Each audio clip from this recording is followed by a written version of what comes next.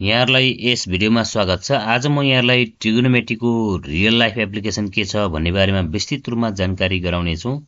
मलाई आशा छ यहाँले यस भिडियो हेरेर थप केही जानकारी लिनुहुनेछ। ट्रिगोनोमेट्री ग्रीक वर्ड ट्रिगोनोन प्लस मेट्रनबाट आएको हो। यसले चाहिँ ट्रायंगलका अननोन साइड र एंगलहरु मेजरमेन्ट गर्ने गर्दछ। स्पेशली यसले चाहिँ राइट एंगल ट्रायंगललाई फोकस गर्ने गर्दछ। राइट एंगल ट्रायंगलमा हाइपोटेन्युस परपेंडिकुलर र बेस हुने गर्दछन्। यसमा चाहिँ 6 वटा ट्रिगोनोमेट्री रेशियोहरु साइन, कोसाइन, टेन्जेन्ट, त्यसरी कसेक, सेकेन्ड र कटेन्ज गरी 6 वटा ट्रिगोनोमेट्री रेशियो हुने गर्छन्।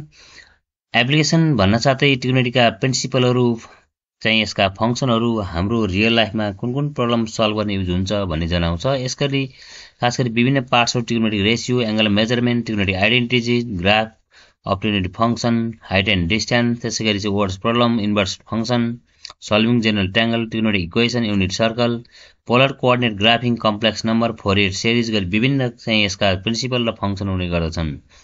अब यी कहाँ प्रयोग हुन्छन् भन्ने बारेमा विस्तृत रूपमा जानकारी गराउँछु।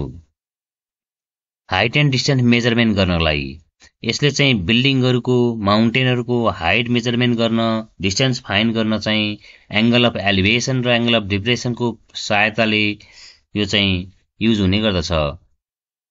नेभिगेसन र जीपीएस को लागि युज हुने गर्दछ। ग्लोबली कुनै पनि अब्जेक्ट चाहिँ कुन पोजिसनमा छ भनेर फाइन्ड गर्नको लागि, रुटहरु डिजाइन गर्नको लागि, भेहिकलहरुको लागि, क्राफ्टहरुको लागि चाहिँ एयरमा अथवा समुद्रहरुमा, सीमा चाहिँ तिनीहरुको चाहिँ डाइरेक्सन कसरी प्रयोग गर्ने भन्ने बारेमा जानकारी लिनको लागि पनि ट्रिगोनोमेट्री फंक्सन युज हुने गर्दछन्। यसमा हामीले देख्न सक्छौं ग्लोबली कुनै अब्जेक्टको पोजिसन कहाँनेरि छ भनेर म्यापिङ गर्न, डिजाइन गर्न पनि युज हुने गर्दछ। ट्रायंगलका अननोन साइडहरु, एंगलहरु फाइन्ड गर्नुको साथै ज्यामितिका विभिन्न ट्रायंगल, रेक्टेंगल, स्क्वायर जहाँ राइट एंगल ट्रायंगल आउँछ तिनीहरुको चाहिँ प्रयोग गरेर चाहिँ तिनीहरुको प्रोपर्टिजहरु, रिलेसनशिपहरु फाइन्ड गर्न पनि ट्रिगोनोमेट्री युज हुने गर्दछन्। एउटा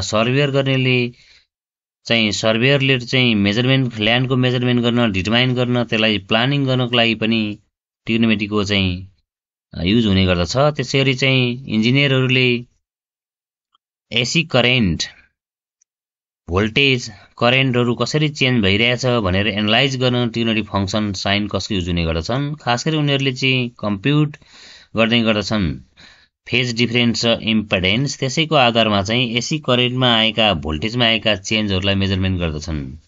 रोबोटिक्सको लागि चाहिँ मोसनहरु कन्ट्रोल गर्नको लागि, पाथ प्लानिङ गर्न, किनेम्याटिक्सको लागि, सल्भिङ इन्भर्स किनेम्याटिक प्रब्लम सल्भ गर्नलाई र लङ रिभरहरुको डिस्टेन्स मेजरमेन्ट गर्न र डिस्टेन्स चाहिँ क्रिएट गर्नको लागि यो चाहिँ युज हुने गर्दछन्। त्यसरी स्पेरिकल ट्रिगोनोमेट्री भित्र चाहिँ लोकेटिङ सोलर एन्ड सैटेलाइट पोजिसनहरुको लागि, ब्लस्टेन प्याटर्न एनालाइसिस गर्न, साउन्ड वेभहरुको लागि, ओसिनोग्राफीको लागि चाहिँ युज हुने गर्दछन्। त्यसरी साइन ल र कोसाइन लहरु पनि ट्रिगोनोमेट्रीमा फ्रिक्वेन्टली युज हुने गर्दछन्।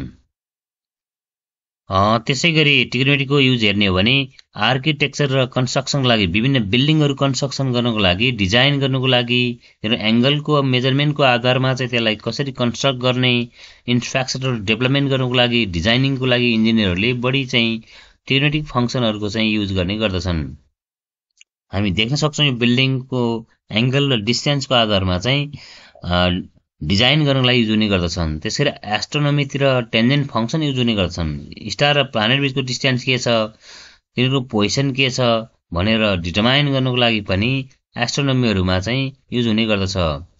म्युजिक र साउन्डतिर चाहिँ साउन्डको चाहिँ वेव्सहरु पिरियोडिक फंक्सनको युज गरेर चाहिँ बिहेभियर पत्ता लगाउनको लागि साइन कोसाइन फंक्सन युज हुने गर्दछन्। त्यसैगरी इन्जिनियरहरुले चाहिँ क्याल्कुलेट द फोर्स गर्नको लागि, determine the angle, ensure the structural integrated building, ब्रिजहरु कन्स्ट्रक्सन गर्न लागि युज हुने गर्दछन्।